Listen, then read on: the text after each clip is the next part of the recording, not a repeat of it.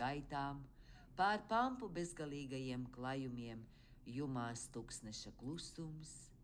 Glenervens, Roberts un Talkavs bija pakļāvušies visu varenajam dabas likumam. Atlaidušies mīkstajās lucernas guļvietās, viņi gulēja dziļā miegā. Arī pārgurušie zirgi bija nogūlušies zemē.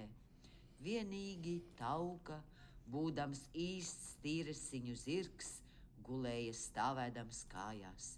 Arī miegā viņam bija tikpat lepna un stalta stāja, kā nomodā, un viņš, liekas, bija gatavs traukties uz priekšu pēc sava saimnieka pirmā sauciena.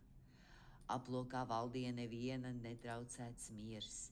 Vienīgi ogles ugunskurā pamazām izkvēlodamas meta pēdējo plaiksnīgo gaismu tumšajā klusumā.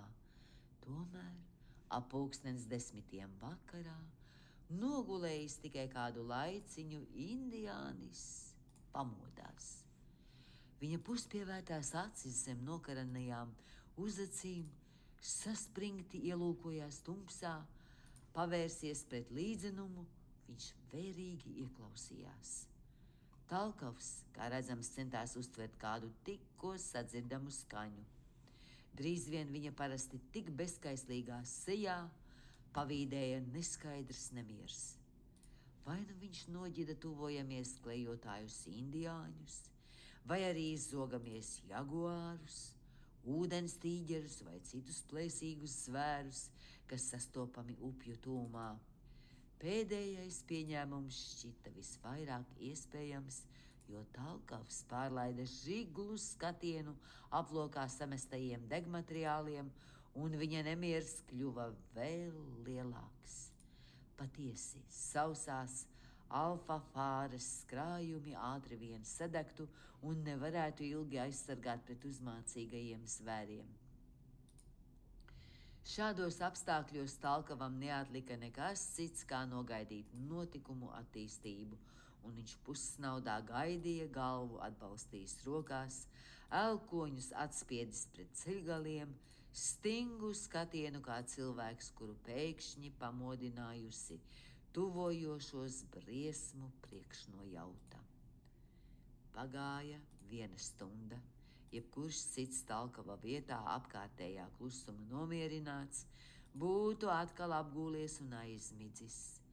Kur svežzemnieks nemanītu nekā aizdomīga indiāņa sāsinātā uztvere un iedzimtais instinkts noskārta tuvojamies briesmas.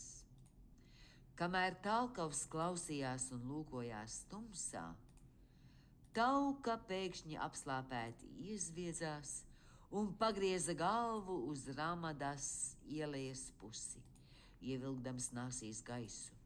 Patagonis tūdaļ pietrūkās kājās. Tauka sajūt ienaidnieku, viņš noteica un izgājis no Ramadas, vērīgi pārlūkoja līdzenumu. Vēl ar vienu valdīja klusums, taču miera vairs nebija.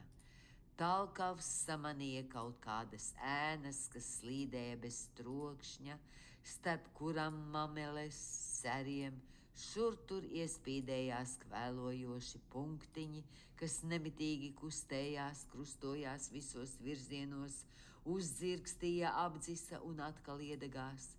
Itin kā virs milzīgas lagūnas spoguļa dejotu fantastiski lukturīši. Svežzemnieks šīs lidojošās zirgsteles droši vien noturētu par jāņtārpiņiem, kuri naktīs spīd daudzos pampu apgabalos. Taču Talkavu nebija tik viegli maldināt. Viņš saprata, ar kādu ienaidnieku darīšana. Pielādējis karabīni, viņš nostājās sardzē pie ieejas aplokā. Ilgi gaidīt viņam nevajadzēja. Pampās atskanēja dīvaini kliedzieni, kaut kas līdzīgs riešanai un gaudošanai, tiem atbildēdams norībēja karabīnes šāviens, kuram sekoja šaušalīgas gaudas izlausdamās no simtiem rīkļu. Glenervens un Roberts pēkšņi uztrūkās no miega. Kas tur ir? Jaunais Grants jautāja. Vai indiāņi? Glenervens vaicāja. Nē, Talkavs atbildēja. Aguāri. Roberts atkārtoja jautājoši, uzlūkodams Glenervenu. Jā, Glenervens atbildēja. Pampus sarkanie vilki. Satvēruši ieročus, Glenervens un Roberts nostājās blakus indiāniem. Talkavs norādīja viņiem uz līdzenumu, no kurienes atskanēja drausmīgs gaudu koncerts. Roberts instinktīvi pakāpās soli atpakaļ. Vai tev bail no vilkiem, manu zēnu? Glenervens noprasīja. Nē, milord, Roberts droši atbildēja. Blakus jums es nemaz nebaidos. Tad ir labi. Šie aguāri nav nemaz tik bīstami zvēri, ja vien viņu nebūtu tik daudz. Es neliktos par viņiem nezīnis. Nekas, ja daudz, Roberts atsaucās. Mēs esam labi apbruņoti, lai tikai mēģina nākt tūmā. Mēs viņus saņemsim kā pienākas. To sacīdams Glenervens gribēja zēnu nomierināt, lai gan pats sirds dziļumos ar šausmām nodomāja par satracināto nakts plēsoņu leģionu. Droši vien aguāru ir 103 cilvēki, lai cik labi apbruņoti, nevar sekmīgi cīnīties ar tik lielu pārspēku. Tik līdz Patagonis bija pateicis vārdu aguāri, Glenervens tūdaļ atcerējās, ka pampu indiāņi tā sauc sarkanos vilkus. Šis plēsoņa, kuru dabas zinātnieki pazīst ar nosaukumu Canis jubatus, augumā līdzinās lielam sunim, galva tam ir kā lapsai, spalva kaneļs sarkana, bet pāri mugurai visa kaula garumā stiepjas melnas krēpes. Aguārs ir ļoti veikls un spēcīgs.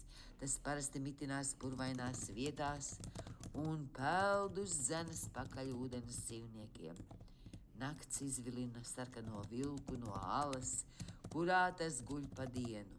No sarkanajiem vilkiem visvairāk baidās lopu fermās, jo izbadējies aguārs uzbruk pat lielopiem un nodara daudz posta. Viens pats sarkanais vilks nav bīstams, taču to nevar sacīt par lielu izsalkušu dzīvnieku baru. Labāk sastapties ar kuguāru vai jaguāru, ar tiem vismaz var cīnīties viens pret vienu.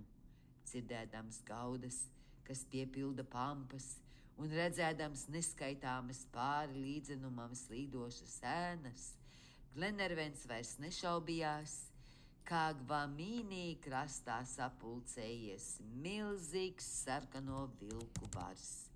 Šie plēsoņas bija sajutuši drošu laupījumu, zirgu un cilvēku gaļu, un neviens no tiem negribēja atgriezties midzenī, nedabūjis savu tiesu. Stāvoklis bija ārkārtīgi draudīgs. Tikmēr vilku loks kļuva aizvien ciešāks. Uztrūkušies zirgi trīcēja bailēs, tikai tauka kārpī ar kāju zemi, grasīdamies pāraut pavadu un aizauļot prom. Saimnieks to varēja nomierināt vienīgi ar nepārtrauktu svilpošanu.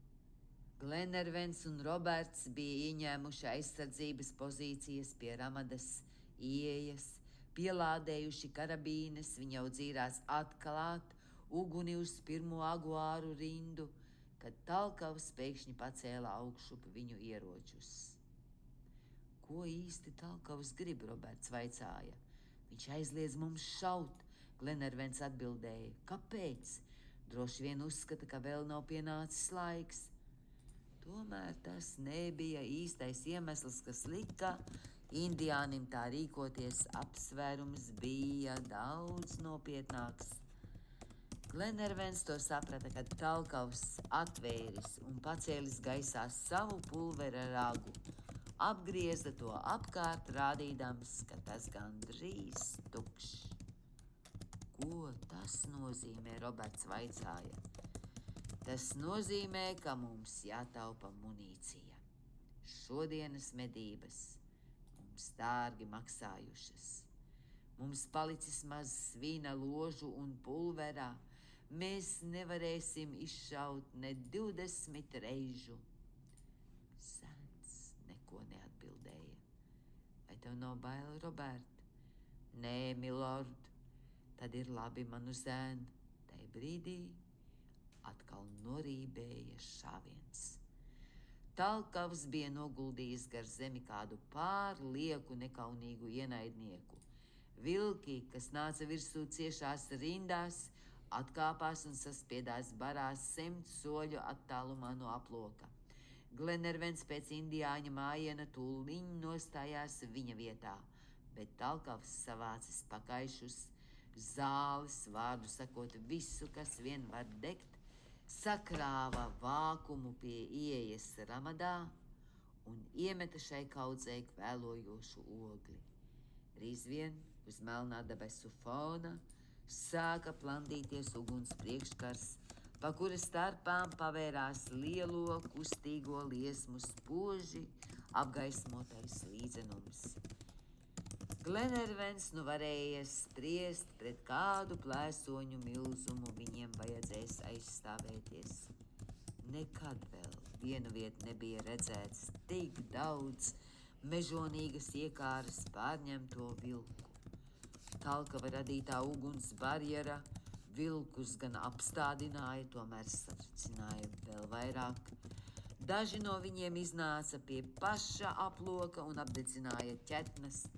Laiku pa laikam vajadzēja raidīt kādu šāvienu, lai apturētu šo gaudojošo ordu, un pēc stundas prērijā jau gulēja kādi 15 nogalināti vilki. Tagad ielenktie varēja justies samērā droši, kamēr vēl nebija izsīkuši munīcijas krājumi, kamēr vēl uguns priekškars aizsedza ieeju ramadā, no vilku iebrukuma nebija jābaidās. Bet ko darīt pēc tam, kad visi šie aizstāvēšanās līdzekļi galu galā vairs nebūs pieejami? Glenervens paraudzījās uz Robertu un juta, kā sažņaudzas sirds. Viņš domāja nevis par sevi, bet vienīgi par šo nabaga zēnu, kurš izrādīja savam vecumam neparastu drosmi. Roberts bija bāls, tomēr neizlaida no rokām ieroci un vīrišķīgi gaidīja saniknoto vilku uzbrukumu. Glenervens tikmēr augstasinīgi apsvēra stāvokli un nolēma meklēt kādu iseju. Pēc stundas viņš sacīja: mums vairs nebūs nedz pulvera, nedz svina, nedz uguns. Tāpēc mums nav jāgaida šis brīdis un tūdaļ pat jāpieņem lēmumi. Glenervens pagriezās pret Talkavu un likdams lietā visus spāniešu vārdus, kādus vien bija saglabājusi atmiņa, uzsāka ar indiāni sarunu, kuru bieži vien pārtrauca šāvienu spraksti. Abi vīri tikai ar grūtībām varēja saprasties. Par laimi, Glenervenam bija zināmas sarkano vilku parašas. Citādi viņš nebūtu varējis saprast patagoņa vārdus un žestus. Tomēr pagāja vismaz stundas ceturksnis, iekāms viņš varēja atstāstīt Robertam Talkava atbildi. Glenervens bija centies uzzināt indiāņa domas par turpat bezcerīgo stāvokli, kādā viņi bija nonākuši. Ko viņš atbildēja? Roberts Grants vaicāja. Viņš teica, ka mums par katru cenu jānoturas līdz rītausmai. Aguāri dodas sirojumos vienīgi naktīs, bet līdz ar gaismas svīdu atgriežas savos midzeņos. Aguārs ir nakts plēsoņa, kas baidās no dienas gaismas, vārdu sakot, četrkājaina pulce. Labi, tad mēs aizstāvēsimies līdz rītausmai. Jā, manu zēnu, un aizstāvēsimies ar nažiem, kad nevarēsim vairs aizstāvēties ar šautenēm. Talkavs jau rādīja šai ziņā piemēru, un tik līdz kāds no vilkiem pienāca tuvāk pie liesmojošā sārta, patagoņa garā rokā ar tajā sažņauktu nazi, izšāvās cauri liesmām un ikreiz atrāvās atpakaļ asinīm no tā šķīta. Aizsargāšanās līdzekļi tikmēr gāja uz beigām ap 2:00 naktī. Talkavs iemeta sārtā pēdējo zāļu klēpi, un viņiem bija atlikuši vairs kādi 5 šāvieni. Glenervens aplaida apkārt skumīgu skatienu. Viņš domāja par zēnu, kas stāvēja viņam līdzās, domāja par saviem ceļabiedriem, par visiem, kurus mīlēja. Roberts nebilda ne vārda. Viņa paļāvīgajā bērna iztēlē briesmas, iespējams nelikās neizbēgamas. Bet Glenervens domāja arī Roberta vietā un skaidri iztēlojās neatvairāmo un šaušalīgo galu, kad vilki viņus dzīvus saplosīs. Nespēdams vairs apvaldīt savas jūtas, viņš piekļāva puisēnu pie krūtīm un asarām ritot noskūpstīja viņu uz pieres. Roberts smaidīdams raudzījās Glenervenā. Es nebaidos, viņš sacīja. Tev taisnība, manu zēnu. Baidīties nevajag. Pareizi dari, ka nebaidies, Glenervens atbildēja. Pēc 2 stundām uzausīs gaisma, un mēs būsim glābti. Braši Talkav, braši kriet no Patagoni, viņš iesaucās redzēdams, kā indiānis ar šautenes laidi nosita 2 milzīgus vilkus, kas grasījās pārliekt pāri liesmu barjerai, taču tai brīdī ciestošā ugunskura gaismā Glenervens ieraudzīja vilku bāru, kas ciešās rindās devās uzbrukumā Ramadai.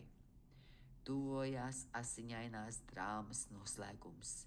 Kurināmā trūkuma dēļ sārds pamazām dzisa, liesmas noplaka, līdz šim apgaismotais līdzenums iegrima tumsā, kurā atkal iegailējās fosforisējošās acis. Vēl dažas minūtes, un viss šis bars sagrūs aplokā.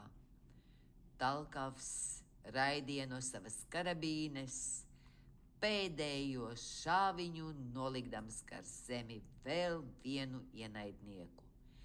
Izlietojis visus munīcijas krājumus, Patagonis sakrustoja rokas. Viņa galva noslīga uz krūtīm, likās viņš klusībā kaut ko apdomā, vai viņš meklēja kādu pārdrošu, neiespējamu, neprātīgu līdzekli, kā apstādināt šo satracināto baru. Glenervens neuzdrīkstējās viņam neko jautāt. Te pēkšņi uzbrūkošie vilki mainīja taktiku. Viņi šķiet sāka atkāpties, un viņu negantās gaudas apklusa. Līdzenumā iestājās drūms klusums. Viņi laižas prom, Roberts iesaucās. Ļoti iespējams, Glenervens atsaucās, ieklausīdamies nakts trokšņos. Taču Talkavs, noskārsdams viņu domas, noliedzoši pakratīja galvu.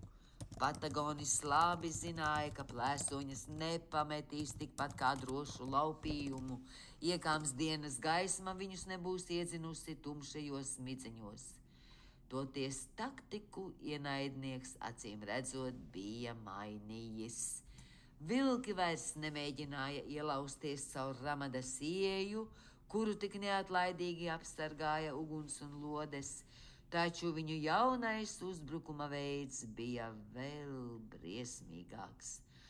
Apgājuši Ramadai apkārt, aguāri visi reizē mēģināja ieņemt to no pretējās puses. Drīz vien ielenktie izdzirda, kā zvēru nagi iecērtas satrupušajā kokā. Starp izļocītajiem mietiem jau parādījās spēcīgās ķetnes un asiņainie purni, pārbiedētie zirgi pārāvuši pavadas ārprāta šausmās, auļoja pāploku. Glenervens satvēra Robertu un piekļāva sev klāt, lai aizsargātu zēnu līdz pēdējai iespējai. Varbūt viņam iešāvās prātā neprātīga doma izglābties bēgot, bet tad viņa skatiens apstājās pie indiāņa. Talkavs, kas nu pat vēl bija staigājis pa aploku kā krātiņā ieslodzīts meža zvērs, pēkšņi piegāja pie sava nepacietīgā trīsošā zirga un sāka to rūpīgi seglot, neaizmirstams nevienu siksniņu, nevienu sprādzi. Vilku gaudas, kas tagad skanēja vēl negantāk, liekas viņu nemaz neuztrauca. Glenervens ar šausmām uzlūkoja Patagoni. Viņš grib mūs pamest. Lots iesaucās redzēdams, ka Talkavs saņem pavadas kā jātnieks, kas grasās lekt seglos. Talkavs? Nekad! Roberts iekliedzās. Patiesi, indiānis gatavojās nevis pamest draugus likteņa varā, bet glābt viņus upurēdams savu dzīvību.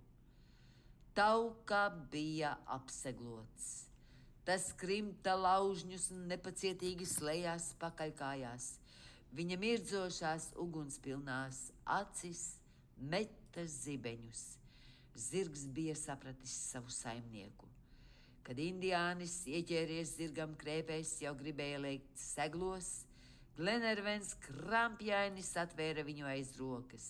Tu dodies prom, viņš jautāja, norādīdams uz līdzenuma daļu, ko vilki bija atstājuši. Jā, indiānis atbildēja, sapratis Glenervena žestu. Pēc tam viņš piemetināja dažus vārdus spāniski, un tie nozīmēja: Tauka ir labs zirgs, ātrs, viņš aizvilinās vilkus sev līdz. Talkav, Glenervens iesaucās. Ātrāk, ātrāk, indiānis atkārtoja, kamēr Glenervens aiz satraukuma aizlaustā balsī sacīja Robertam: Robert, manu zēnu dzirdi, viņš grib upurēties mūsu labā. Viņš grib auļot laukā pampās, lai pievērstu sev asinskāro vilku niknumu un tādējādi izglābt mūs. Mīļo Talkavu, Roberts iesaucās, mesdamies pie Patagoņa kājām. Mīļo Talkavu, nepamet mūs. Nē, viņš mūs nepametīs, Glenervens sacīja. Pēc tam viņš pagriezās pret indiāni. Mēs jāsim visi kopā. Glenervens ierosināja, norādīdams uz bailēs drebošajiem zirgiem, kas spiedās pie aploka mietiem. Ne, indiānis iebilda, saprastams šo vārdu jēgu. Slikti zirgi, pārbijušies, Tauka ir labs zirgs. Lai notiek, Glenervens sacīja: Talkavs tevi pametīs, Robert. Viņš parādīja, kas jādara. Man jājai prom, bet viņam jāpaliek pie tevis. Satvēris Taukas pavadu, Lots pavēstīja: Jāšu es. Nē, Patagonis mierīgi atbildēja. Es teicu, ka jāšu es, Glenervens iesaucās, raudams pavadu no Talkava rokām. Tu glāb puisēnu, es tev viņu uzticu, Talkav. Glenervens satraukumā jauca angļu un spāņu vārdus. Bet ko nozīmē valoda? Šādos liktenīgos brīžos žesti izsaka visu, un cilvēki uzreiz citu saprot. Tomēr Talkavs nebija ar mieru, strīds ievilkās, bet briesmas ar katru mirkli kļuva arvien lielākas. Vilkus krimstie aploka mieti jau ļodzījās. Nec Glenervens, nec Talkavs negribēja piekāpties. Indiānis bija aizvilcis Glenervenu pie aploka ieejas. Viņš rādīja uz līdzenumu, kurā vilku vairs neredzēja, un dedzīgi pūlējās Glenervenam ieskaidrot, kā nedrīkst zaudēt nevienu mirkli. Ja manevrs neizdosies, vislielākās briesmas draudēs tiem, kas būs palikuši aplokā, un beidzot, ka vienīgi viņš pietiekami labi pazīst Tauku, lai liktu lietā viņa apbrīnojamo veiklību un ātrumu. Tomēr Glenervens turējās pretī kā apmāts un gribēja par katru cenu upurēt sevi. Te pēkšņi viņu kāds spēcīgi pagrūda sāņus. Tauka saslējās pakaļkājās un negaidīti metās uz priekšu, pārlēkdams pāri uguns barjerai un beigtajiem vilkiem. Tai pašā mirklī atskanēja bērna balss. Lai Dievs jūs sargā, milord! Glenervens un Talkavs tikko paguva ieraudzīt Robertu, kas ieķēries Taukam krēpēs, nozuda melnā tumsā. Robert, nelaimīgais! Glenervens iesaucās, šos vārdus nesadzirdēja pat indiānis. Visu pārskanēja šaušalīgas gaudas, sarkanie vilki metās pakaļ zirgam un fantastiskā ātrumā aizlikās uz rietumiem. Talkavs un Glenervens izskrēja laukā no Ramadas, līdzenumā atkal valdīja klusums un miers, vienīgi kaut kur nakts tumsā, tikko viedama aizvilnīja melna svītra. Satriekts un izmisis Glenervens rokas lauzīdams noslīga zemē. Viņš pacēla skatienu uz Talkavu, indiānis kā parasti smaidīja savu rāmo smaidu. Taukā ir labs sirgs. Tūšīgs sens, viņš izglābsies, Patagonis atkārtoja vārdus, apstiprinādams ar galvas mājieniem. Ja nu viņš nokrīt zemē, Glenervens nerimās, viņš nenokritīs.